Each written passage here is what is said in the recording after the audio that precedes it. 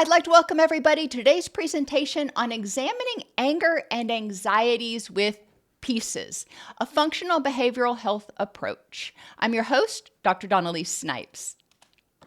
Today, we're going to review the interconnectedness of all pieces of life, explore how anger and anxiety impact those pieces, and how those impacts actually can maintain anger and anxiety, and develop a whole person approach to managing anger and anxiety. And I'll give you a hint, we're not going to spend a whole bunch of time on the physiology today, because I think most of you have that down, but we're going to do a lot on focusing on practical strategies. Interconnectedness. In a typical factory, Amazon, Walmart, wherever, all departments are interconnected. The CEO, human resources, receiving, production, and shipping. If the CEO is suddenly fired and there's nobody steering the ship, things start to fall apart. If human resources isn't keeping up staffing or morale, things start to fall apart. And production starts to go down. Receiving starts to back up. Shipping's going, where's my stuff at? Same thing with receiving. If receiving is not doing their job, then production doesn't have what they need to do their job, and they can't ship anything out. My point being, like a factory, everything in our life is somewhat interconnected. In the body factory, we have pieces: physical, inter and intrapersonal, emotional, cognitive, environmental, and spiritual. And when I talk about spiritual, I'm talking about people's sense of meaning and connection in life.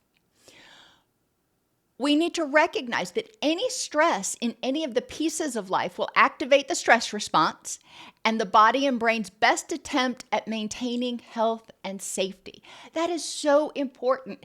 Anxiety and anger are not pathological. They are not something to be gotten rid of. They are something to learn how to acknowledge, and instead of being stuck in that feeling, acknowledge the feeling and be motivated to do what's necessary. Now, sometimes, especially with anxiety, we just have to sit with that for a minute because there may be something outside of our control that is triggering that anxiety. But we can also address our thoughts about it. And we're going to talk in detail about that. But just a brief overview of the interconnectedness of the pieces. When we are physically stressed, when we are sleep deprived, triggers the stress response. When we are nutritionally deprived, triggers the stress response. When we're in pain, it triggers the stress response. When the stress response is triggered, our energy is diverted more toward fight or flee, and the prefrontal cortex, where we do a lot of our thinking and reasoning and cognitive processing, kind of goes offline. That impacts our patience with others. It impacts our ability to effectively, assertively communicate. If we're not thinking clearly, it's hard to get what's in here, if we can even figure out what it is, out our mouth to the other person. It can impact our self-esteem and our self-efficacy when we're tired, when we're stressed, when we're having difficulty communicating, when we're having difficulty attending and thinking. It impacts every area of life. Chronic stress in life contributes to systemic inflammation, and systemic inflammation contributes to persistent activation of the stress response, which means people who have chronic stress also likely have chronic inflammation, and that chronic inflammation keeps them from ever being able to truly and completely downregulate, truly and completely focus on that prefrontal cortex. Now, everything is a continuum, and we need to remember that. If somebody is in fight or flight, they can think a little bit, just not nearly as well as they can if they're calm and relaxed and feeling safe. Our goal is to help people turn down the stress response so some of that energy can be diverted to higher order processing and trigger the changes in the body that help a person feel safer and more empowered. When our stress response is active, our sensory gating goes down. That means our brain becomes more aware of all the stimuli in the environment. It pays more attention to all of the threatening stimuli in the environment. And it can cause people to feel very overwhelmed and exhausted. So let's move on. When we're functioning well, we're using energy to adjust and adapt to actual threats and rewards in the present context. Not perceived, not assumed, not expected or worried about, but actual threats and rewards in the present context. When we're down-regulating and we're functioning well, we have energy reserves. And we've used the metaphor of a bucket before. And all stress fills up that bucket.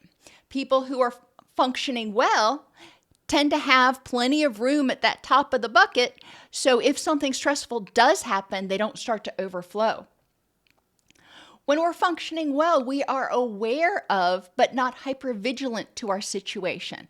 Our sensory gating is intact, and we are able to notice things in the environment, the good and the bad, but we are not like that scared little squirrel stuck in the middle of the road going, which way do I go?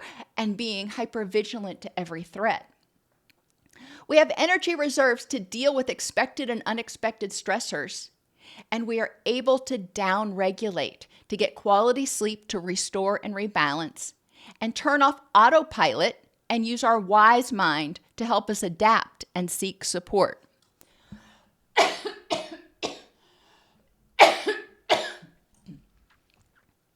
Now, it's important to recognize the down-regulation aspect. Yes, we can teach down-regulation skills until the cows come home. However, if a person's underlying physiology is still out of whack, not homeostatic, whatever you want to say, inflamed, they are not going to be able to totally down-regulate. So yes, we can teach these skills to help people cognitively and emotionally down-regulate and activate their parasympathetic nervous system. However, we need to remember that until they've got a sufficient amount of time in recovery, they may still have difficulty completely relaxing. Now, anger and anxiety. They're buds. They are two responses to a threat. Anger, they're the fighter. Anxiety, they're the fleer. And we talk about stress in terms of fight, flee, fawn, freeze, or flop. And those are all very valid reactions. When we're freezing, just like a deer in headlights, that's a fear reaction. That's our prefrontal cortex going offline saying, I don't know what to do here.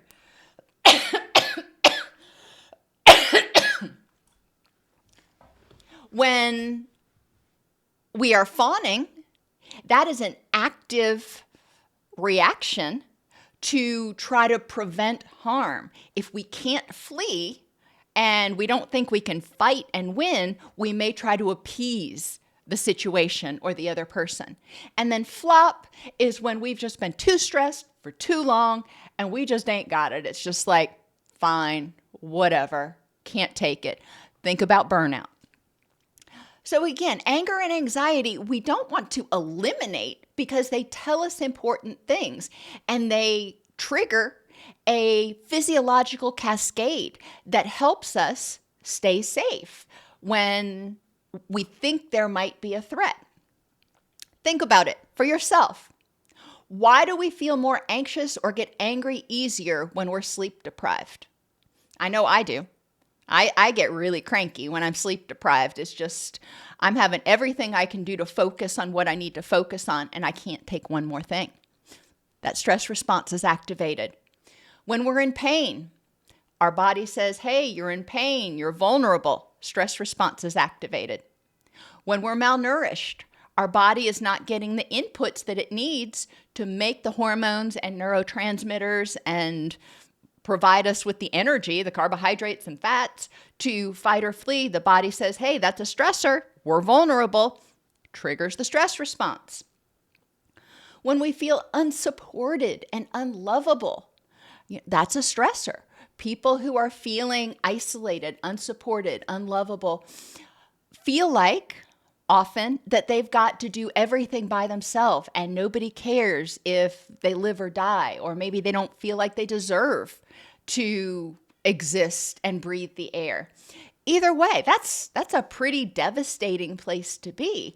And if we don't feel like we've got a tribe to help support us, to love us, to comfort us, then we may feel more vulnerable, which can trigger more irritability. It's like, it's me against the world, so when something comes at me, I'm going to lash out. When we're anxious or angry, guess what? It's going to probably intensify. When something happens, it's going to be easier to get angry. It's going to be easier if you're already anxious about things. Then when something happens over here, it's just one more anxiety. You're already spun up.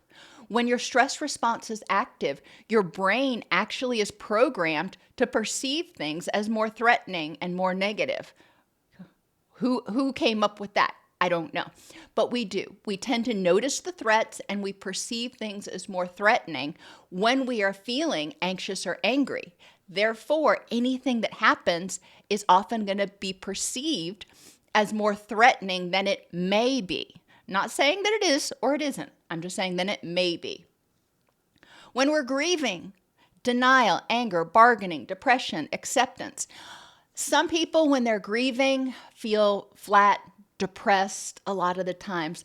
Other people vacillate between anger and depression, or maybe get stuck in anger for a while. They're angry at their higher power. They're angry at the world. They're angry at how people responded. They're angry at the disease. There's a lot that they can be angry about. But when people are grieving, we need to identify what underlying emotions, grief emotions, are they experiencing, and how might it be contributing to other anxiety or anger in their behaviors. You know, it can also trigger, I guess we'll call it anticipatory anxiety. If something similar to what just happened that they're grieving happens again, or if they think it might be happening again, that can trigger a panic reaction. Experiencing brain fog. When we're foggy-headed, it's frustrating. It's frustrating when it's difficult to think clearly, when we can't string two words together and make a coherent sentence. And that can be frustrating for people, triggering that stress response. Now, something is causing the brain fog, which was a stressor to begin with, but then we add on top of it, you know, think about acceptance and commitment therapy, dirty discomfort. You were already stressed about something, or the body was stressed for some reason. Then you've got brain fog and you can't string two words together, and you know, you're having difficulty finishing your project for work. You start getting frustrated. That intensifies the anger. Then somebody comes in and spills your coffee, and that's the straw that broke the camel's back. We have difficulty concentrating because, as I said multiple times already, when we're stressed, our sensory gating becomes much more permeable. All of the threats and stimuli in the environment are kind of bombarding us. And in environments that are overstimulating, unsafe, or unpredictable, we already often feel a little bit more aware, if not hypervigilant. Therefore, if people are in such an environment, they're already feeling uneasy, more or less, which can mean that their anger or their anxiety is triggered more easily. They're already stressed. And thinking about environments that are overstimulating, when there's just a lot of noise going on. I remember when I used to take my son to the park, and there were kids everywhere, and they were sliding and swinging and screaming and crying and laughing and doing all that stuff. But oh my gosh, it was exhausting.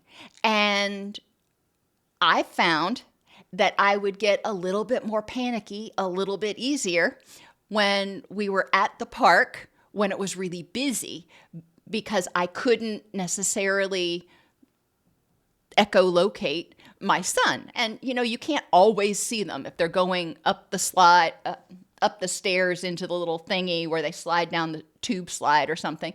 You're going to lose track of them for half a second. But my panic would kick in and I would start catastrophizing. Oh my gosh, he got hurt, or oh my gosh, somebody took him or something. Because that environment was overstimulating and my brain was saying, you can't keep track of all this stuff. You can't keep him safe. In homes where it's unpredictable, people are walking around on eggshells, if you want to think about it that way, which means it's easier. They're stressed. They're afraid that something bad's going to happen. And that can contribute to anger and anxiety at others because they feel out of control. Anger and anxiety are one way that our body lets us know that we're out of control and tries to get it back, fight or flee. We need to help clients understand the function of anger and anxiety on a survival level. What is your brain telling you to do and why? You're angry at this person. Okay, what did they do to trigger your anger? And let's think about how that made you feel vulnerable or in what way that might have been perceived as a threat. We want to recognize that things that caused people to fight or flee in the past are stored in our experiential vault as threats. Therefore, if you've had a threatening experience or anxiety-provoking experience in one place, then when you go to that place again, even if it's a completely different situation, it may trigger anxiety.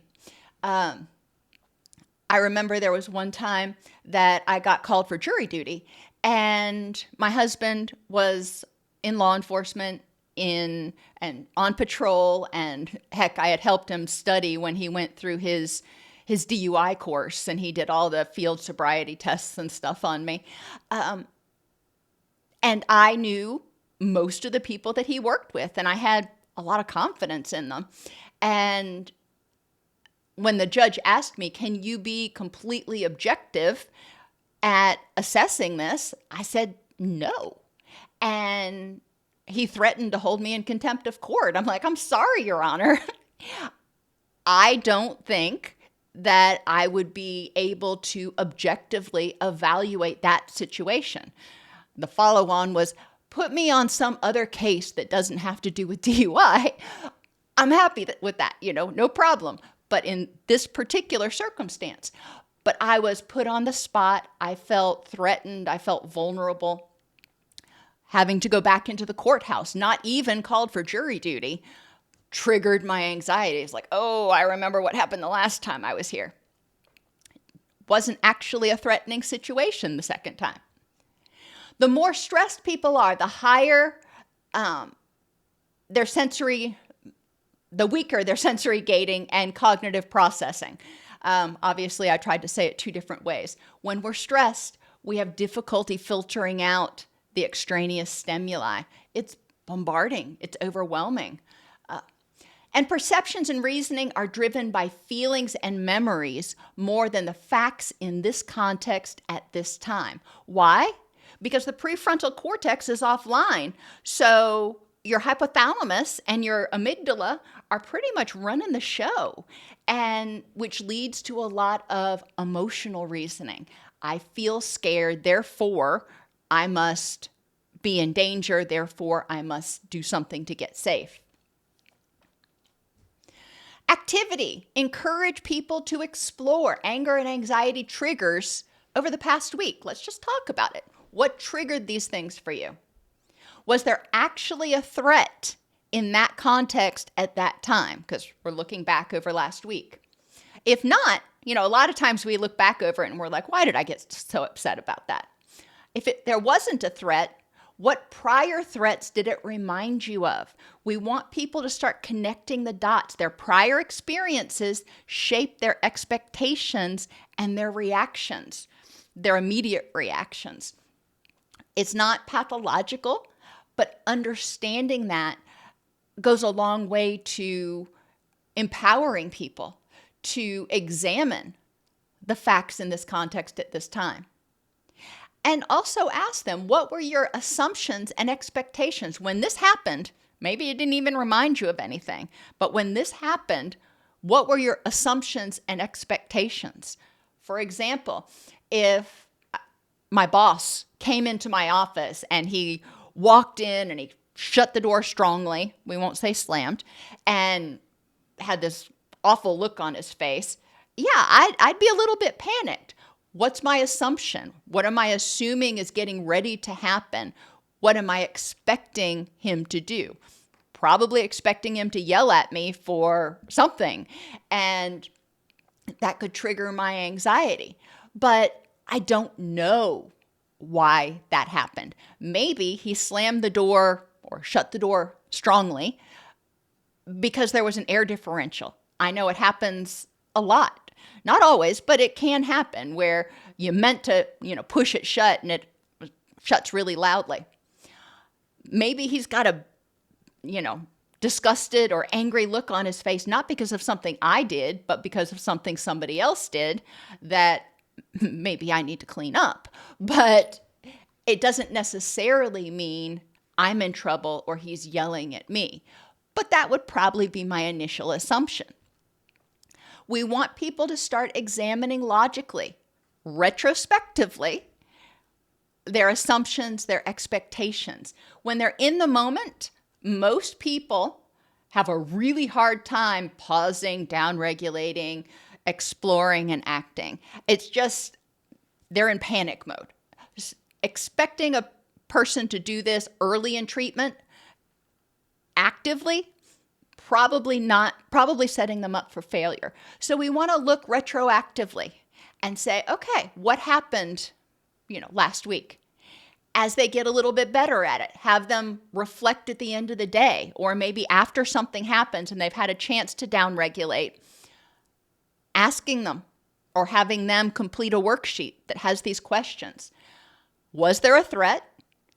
What prior threats did it remind you of? And what were your assumptions and expectations? Additionally, was the response proportional and appropriate to the threat? If not, again, what other stressors in your life may have been fueling that reaction? The response could have been you felt like this person was acting the same way that your dad used to do before he would get really angry. So that triggered an extreme reaction in the present. Or it could be that you were reacting more strongly to this situation than maybe it was appropriate because you had other stressors going on. Your bucket was already full.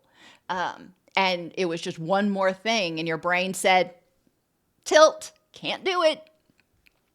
We want to encourage people to start becoming more mindful about not only how their past impacts their reactions in the present, but also how their present impacts their reactions in the present. If you're in pain, sleep deprived, nutritionally deprived, feeling unsafe in some way, if you're already grieving or angry, you're probably going to react more intensely.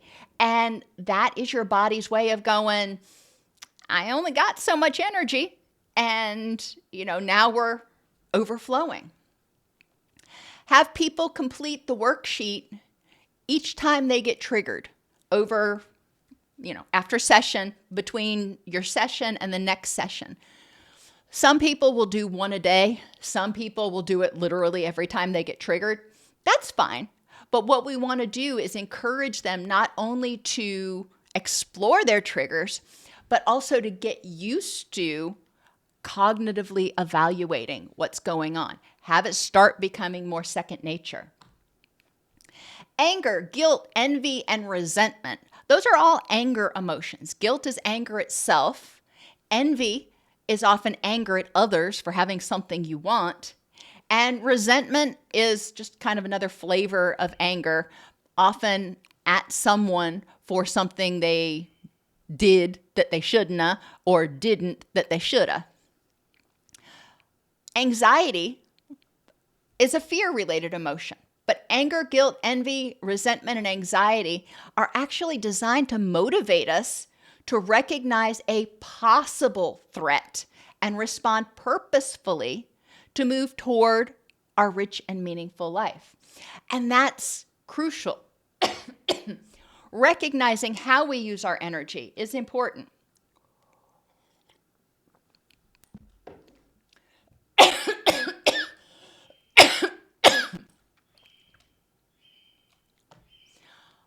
The next step, and I usually do this after the second session, encourage people to think for a little while and define their rich and meaningful life.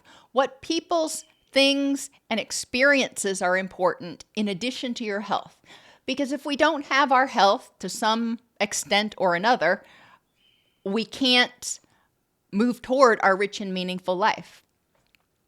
We want to help people examine anger and anxiety triggers. Which ones actually might prevent them from living their rich and meaningful life? So going back over those worksheets, the things that triggered their anger, could that event actually, whatever that event actually was, could it have prevented them from moving toward their rich and meaningful life? How does holding on to anger or anxiety move people toward or away from what is important in their rich and meaningful life? In terms of physical interventions, we need to help them get their body factory healthy, balanced, whatever you want to call it. Make sure that they are attending to their sleep and circadian rhythms to the extent possible. If they are a nurse that works midnight shift, or if they're a firefighter that works 24 on, they're not going to be able to completely stabilize their circadian rhythms probably. But to the extent possible, what can they do to stabilize their circadian rhythms and get the best sleep possible when they can sleep? Routine is important for setting those circadian rhythms. When we awaken and when we go to sleep, helps set them. When we're exposed to light and dark, helps tell our body when we're supposed to be awake and asleep. And when we eat actually helps anchor our circadian clock. That can be something very useful for people who work shifts, especially if their shifts don't rotate a lot. But encouraging them, okay, if you work from 7 p.m. to 7 a.m. and you get home, you're going to be sleeping when it's daylight outside. Can't do anything about that. But what you can do is keep your routine as stable as possible. Reduce blue light 1 hour before bed, empty your bladder, sleep in darkness. If you're sleeping during the day, having a good mask or blackout curtains, essential. Sleep in silence, and I have an asterisk by this. Why? Because a lot of people think, well, that means turning the TV off. Yes, but it also means doing what you can to silence the cat who's meowing at your door at 2 a.m. or managing to get quality sleep and silence, if you can, block out the snoring of your partner or your dog, whoever's sleeping next to you snoring. There are a lot of noises that can keep us awake. And they've done studies and they found partners of people who have sleep apnea actually sleep worse than partners of people who just have regular snoring, because there's something in the primitive part of our brain that hears our partner stop breathing and we wake up. No caffeine after noon. That's a goal, not a starting point. If somebody is drinking caffeine all day long, they will have wicked headaches if they go cold turkey. Ideally, cutting down caffeine completely would be wonderful, but I don't think most of us are willing to do that. So caffeine after noon. Teach them guided imagery or progressive muscular relaxation if they have difficulty turning off their mind. A lot of people with anger and anxiety, because those are stress, threat-related emotions, when they lay down, they don't feel safe. So what does the brain do? It starts ruminating, and it starts catastrophizing, and it starts doing all kinds of nasty crap. We want to help people figure out, how can I lay down and go to sleep without struggling. Guided imagery, especially if they are doing their own guided imagery. They're talking themselves through it. But some people do find just listening to a guided imagery script.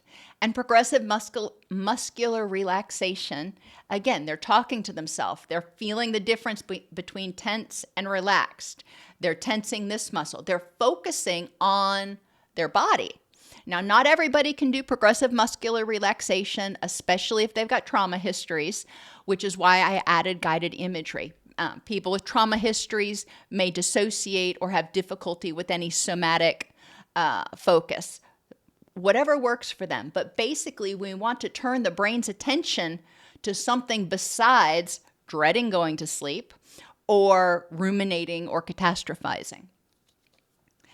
I encourage my clients, this is a personal choice, I encourage my clients to avoid journaling or doing anything stressful within 2 hours of bed. A lot of times when they're journaling, they may be writing down the good stuff, but they also may be writing down the stressful stuff, which can trigger that rumination loop. I encourage them, if they're journalers, to probably do their journaling like right after dinner. So when they're trying to wind down, they can focus on their safety, the positive things, their strengths. We want to encourage hydration, and I already talked about minimizing caffeine. Dehydration, even 1% to 2% dehydration triggers the stress response. Encourage them to eat colorfully, whole foods, apples, oranges, bananas, potatoes, vegetables. Good, colorful fruits and vegetables have fiber in them. That fiber feeds the gut bacteria, which helps stabilize the gut. Encourage them to minimize high glycemic foods like refined sugars and white bread, because that spikes the person's blood sugar, and then they crash, which is, drumroll, stressful. When people are hangry, when people's blood sugar is too low or even too high, it's a stressor, and they tend to respond with more anxiety, with more anger and irritability. And make sure that they're getting complete nutrition, including complete proteins. You don't need to think and really get down into the weeds about different types of proteins and stuff. If you're eating animal-based proteins, those are complete. If you're eating vegetarian or vegan proteins, you may need to be a little bit more careful, but there are still multiple vegetarian and vegan proteins that are complete in nature, which means they have all the amino acids. Why is that important? Because amino acids are the building blocks of proteins. They're broken down to make serotonin, dopamine, and GABA. Serotonin, dopamine, and GABA can help us feel calmer, can help us feel relaxed. It can help us feel motivated and empowered so we don't feel unsafe and vulnerable. Enough said. Inter and intrapersonal interventions. Encourage people to examine that inner critic. When people feel angry or anxious, a lot of times they don't feel good about themselves for some reason. They may feel like everybody's against them. They may feel like they're not measuring up. They may feel, notice I keep saying the word feel. What are the facts in this situation? But encouraging them to examine their personal self-talk and how that may be contributing to their anger, their guilt, their envy, their anxiety. Explore beliefs about the self and the need for others' approval. People who rely on external validation in order to feel safe, in order to feel okay, are almost universally anxious a lot of the time because we can't control other people. There's this fear of abandonment. When we rely on external validation, there's something going on inside us that we can't tell ourselves, I'm okay, I'm good enough, I'm lovable, which means I believe, unless somebody tells me differently, I believe that I'm at risk of abandonment. Okay, well, that's threatening. We need to help people define their boundaries in each piece of life. And we've talked about this in other classes. Boundaries are not just emotional boundaries or cognitive boundaries, are physical boundaries. Those are pretty self-explanatory. How close you are to me. Interpersonal and intrapersonal boundaries. How we define our relationships. What goes on in relationships, whether we're ready to move forward or increase intimacy in relationships. Emotional and cognitive, how I feel, how I think. How do I identify those boundaries where I stop and you start? And environmental boundaries, that's your stuff. And a lot of people don't think about environmental boundaries, but it's important to recognize them. People need to have a place where they feel safe, where they feel like they can put their diary, where they feel like they can hang their clothes and nobody's going to wear them and get coffee spilled all over them or something. They need to feel respected. And that's what boundaries come down to a lot of times, is people feel safe and respected when others are respectful of their boundaries. But once we know our boundaries, that's wonderful. We need to communicate them to other people. It's important to help clients recognize blocks to being assertive with others. And again, anger and anxiety, they're big uns. If I have difficulty being assertive with someone because I'm afraid they're going to reject me, or if I have difficulty being assertive with someone because every time I see them, they grate on my last nerves and I just want to scream at them, I'm going to have a hard time being assertive. Encouraging people to look at how anger and anxiety may be preventing them from being assertive, communicating their boundaries, and communicating their needs. In therapy, really working on enhancing those assertiveness skills in group can be really helpful. If a patient has one person that they feel like they can practice this with outside of therapy, even better. Emotionally, we want to enhance emotional intelligence.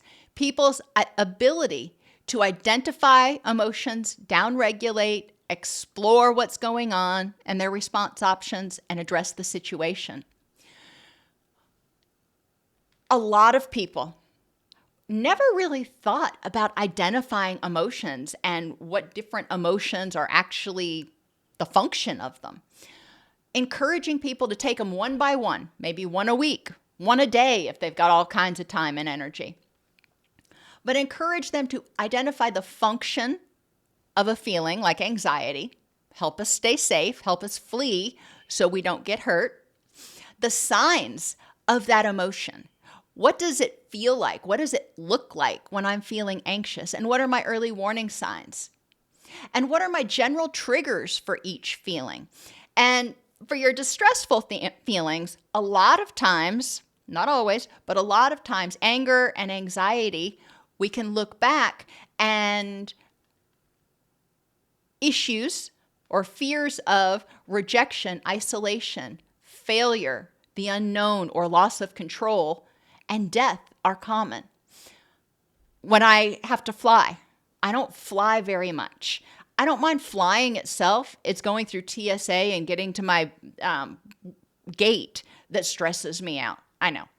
Who would have thunk it? But it does. Why? Because I don't have control in that situation, and it's kind of an unknown. I haven't done it for years. Heck, I haven't been to the Atlanta airport for 20 years now. If I had to change planes there, I'd be a little freaked out because it's an unknown. Can I figure it out? Probably. But that's where feeling focused, I'm freaked out that I'm going to be out of control. I'm going to catastrophize and miss my plane and blah, blah, blah. Or fact-focused. All right, I'm feeling anxious about this. Is there an actual threat? Well, let's look at the facts in context. Can I read signs and can I figure out how to get from point A to point B? Probably, yeah. And it's a difference in that emotional versus cognitive reasoning. Help people learn how to down-regulate. ABCDs, accept the situation as it is. It is what it is. It may suck, but it is what it is. I can't change it. I can only change how I'm reacting to it. Breathe, and that's down-regulating. What we want to do is slow our breath in whatever way works for you. Blowing bubbles, chewing gum, humming, screaming really loud, square breathing, blowing a balloon, whatever works for you. But slow your breath. So accept, breathe, call a friend, distract, and seek safety. Not necessarily in that order. Not everybody has a friend they can call. Okay, if you don't, you don't. We're not going to get stuck on that. Accepting the moment as it is, breathing. All right, now that I've down-regulated a little bit, how can I get to safety? It may be hard to completely down-regulate if you don't feel safe. Encouraging people to define places they can go if they start feeling stressed, where they will feel safe. Y'all know my drop back or my fallback is the bathroom, because most people are not going to follow you into the bathroom or into the bathroom stall. So if I just need to get away from all the input, I can go to the bathroom. And now that my children are not toddlers, I'm probably going to have people leave me alone. When they were toddlers, they would stick their hands under the door. Mommy, what you doing? So it wasn't as relaxing, but I digress. Explore the facts in this context at this time, or FitCat, and your response options. And then address the situation. You can choose to continue to hang on to the anger and anxiety. No movement is a valid choice. You can choose to change how you respond, or sometimes there are things you can do to address the situation. But until you've explored your response options, you don't know what you can do. Once you have your options, then you need to pick one and move forward in the most purposeful way towards your rich and meaningful life. Activities. Encourage people to complete IDEA for each general feeling: anger, irritation, guilt, resentment, jealousy, envy, and anxiety. And that goes back to identifying the function, signs, and general triggers for each feeling, ways they can down-regulate when they're feeling that feeling, facts in context and response options, and ways to address the situation. Explore themes in their triggers. People may not connect the dots because they're kind of in the forest. Helping them figure out any overarching themes, like it reminds you of your obnoxious Uncle Bill, or it reminds you of when you were 5 and this happened. And it's all of those things may be triggering that stress memory. Complete a decisional balance exercise regarding holding on to or letting go of the feeling. Looking at the physical, interpersonal, emotional, cognitive, and environmental, if it applies, benefits and drawbacks to holding on to guilt or holding on to anger or anxiety. And the same piece benefits and drawbacks to letting go of that distressful feeling, to actually taking steps to address the issue instead of hold on to it and nurture it and feel like you're stuck in quicksand. Other activities: 20 positive minutes. Encourage the person to focus on what is going right and what they're doing well or improving on. 20 minutes a day. First thing in the morning, during dinner, whenever. The other 23 hours and 40 minutes, they can focus on whatever they want. But research has actually shown that if people focus on what is going right, it helps downregulate the nervous system and actually does have lasting effects on improving mood and efficacy. Energetic grounding. There's a field called bioenergetics that my old supervisor got certified in, but it can be helpful. When we get stressed, our heart starts beating and we start breathing a lot faster, but we're sitting still and our brain's going, that doesn't compute. When we are walking upstairs, when we are, punching a punching bag, when we're doing something physical, our heart rate goes up and our breathing increases and our brain says, that makes sense. Well, energetic grounding is using those big muscles, that energy, to divert that energy from, instead of bubbling up, to power those bigger muscles. And what we find, whether you want to look at it, redirection of energy, or the fact that when you're doing that activity, you're focused on something else besides the problem, they found that it really helps people downregulate. And if you've worked in group treatment, for example, or maybe even you had kids and your two kids would get into a fight and you take one and you're like, okay, let's go outside and walk around for a minute.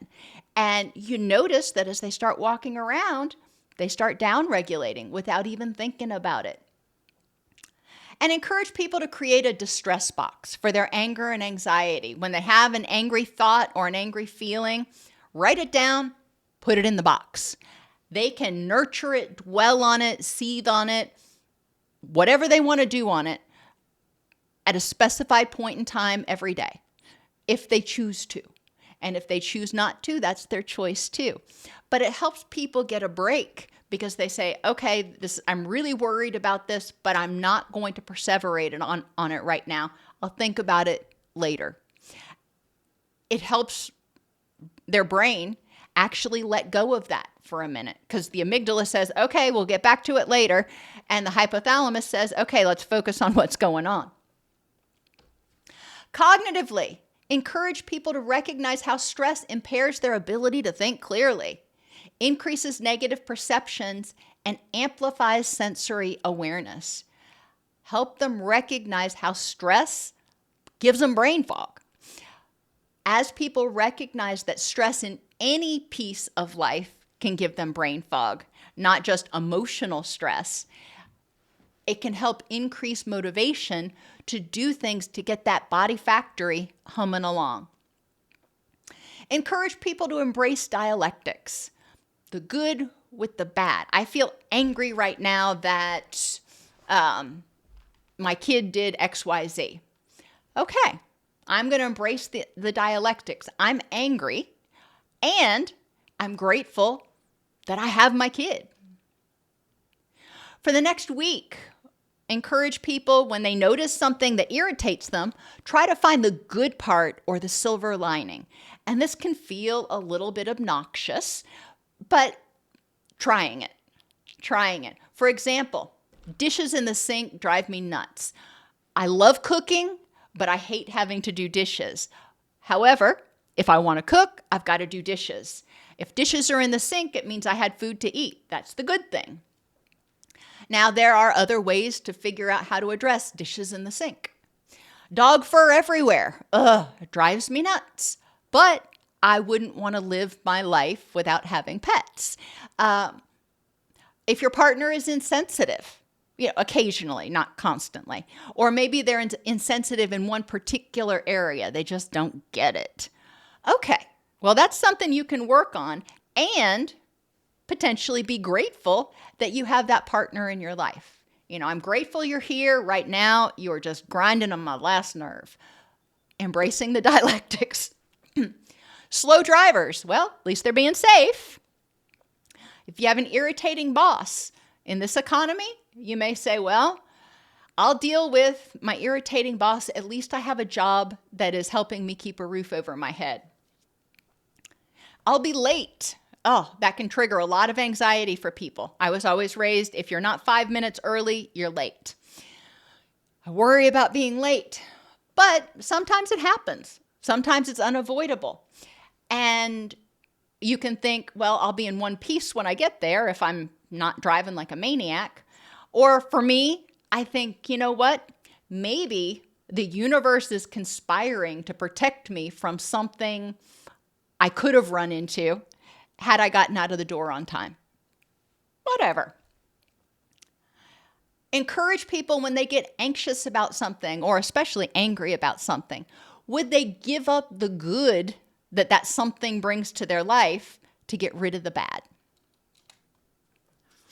We've talked about cognitive distortions before. Some camp is the mnemonic.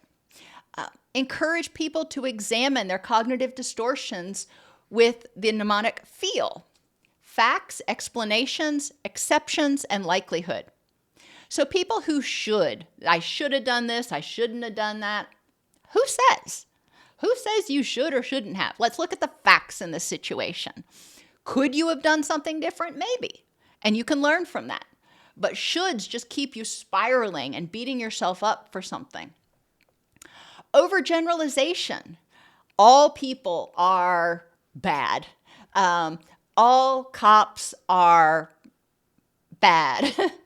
I don't know what else to do besides bad right now. But when you're using that overgeneralization and you're assuming all dogs are friendly, well, I found out the hard way that's not always true either. Or all pit bulls are vicious. They totally aren't. That's overgeneralization. Therefore, when I run into a pit bull, if I thought that all pit bulls were dangerous, my anxiety would... But I think about exceptions. What pit bulls have I known that have been just great big old teddy bears? Mind reading and expecting others to read your mind. We need to look at the facts. Mind reading is saying, I know what you're thinking, or I know what you want, or I know how you're feeling. No, you don't. You can guess, you can assume, but you don't know. And checking the facts in the situation is important. A lot of people carry with them inordinate amounts of guilt because they mind read, or they carry with them a lot of anxiety because they just know they're going to be abandoned, or what have you. What are the facts that support your assertion?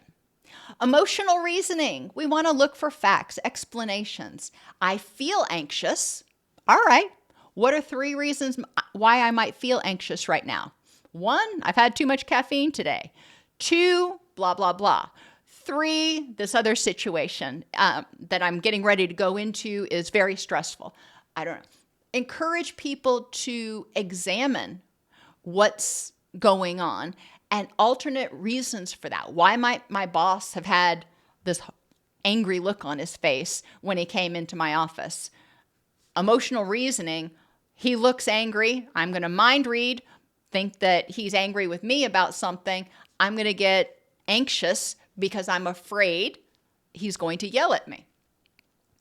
Catastrophizing, we want to look at the likelihood. Going back to me in the Atlanta airport. All right, what is the likelihood that I'm going to get off the plane and not be able to find my way to my connecting flight?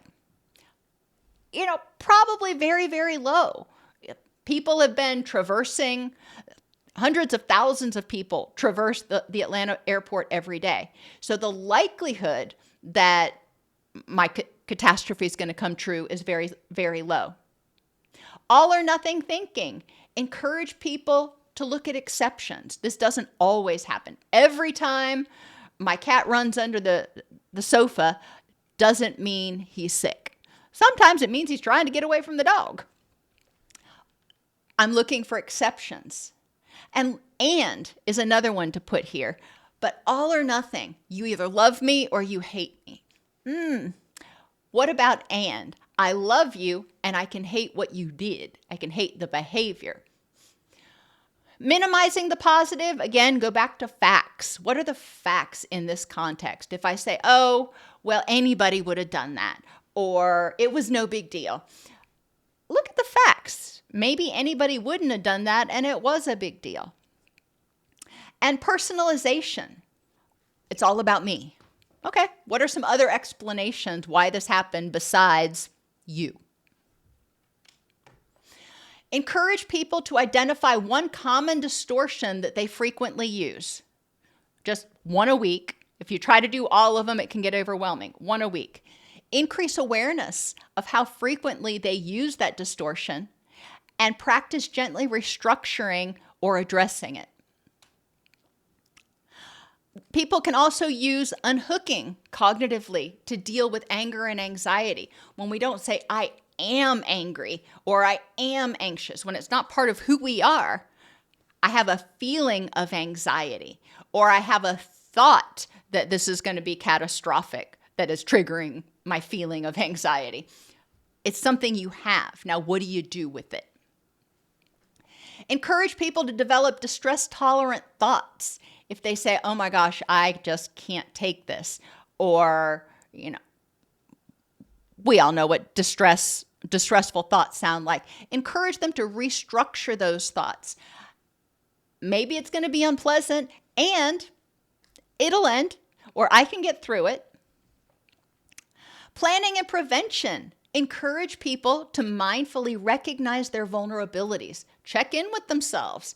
If any of their pieces of life is stressed or vulnerable in some way, then they may be more likely to react with anger or anxiety throughout the day. Just being aware of it can be a huge help because then they can take steps to best address it, which takes us down to mindfully think about what your day has in store and the best way to manage it. We can think through our day and we know that we've got this meeting at 2:00 that's just going to be a boondoggle. Okay, what can I do instead of dreading the meeting or worrying about the meeting or being angry that I've got to go to the meeting? How can I deal with that meeting in the way that best uses my energy and conserves as much energy as possible for me to use on other parts of my rich and meaningful life? Environmentally, have people create safety at home and at work where they feel that they can breathe. They don't have to be looking around or on edge. Adjust sensory stimulation, sights, sounds, smells, temperature. Those can all become much more poignant when we're stressed. Likewise, recognize people, place, and time triggers. An irritating relative or coworker might be a person trigger. Holidays or time of day. If you're interacting with that irritating person or you've got to interact with that irritating person, recognize that that may be a stressor and develop a plan for how am I going to address it. And that happens when we have family get-togethers, holidays, etc. There can be a lot of things in the environment that feel overwhelming or threatening. Stress in any piece of life activates the stress response and increases emotional responding. Over time, even benign things may be experienced as stressful. If I go into a situation and I'm already amped up, then everything is viewed through a more vulnerable, threatening lens. Therefore, even benign things may start feeling threatening and overwhelming. Addressing anger and anxiety triggers while simultaneously reducing unnecessary stress in each piece of life can improve treatment response.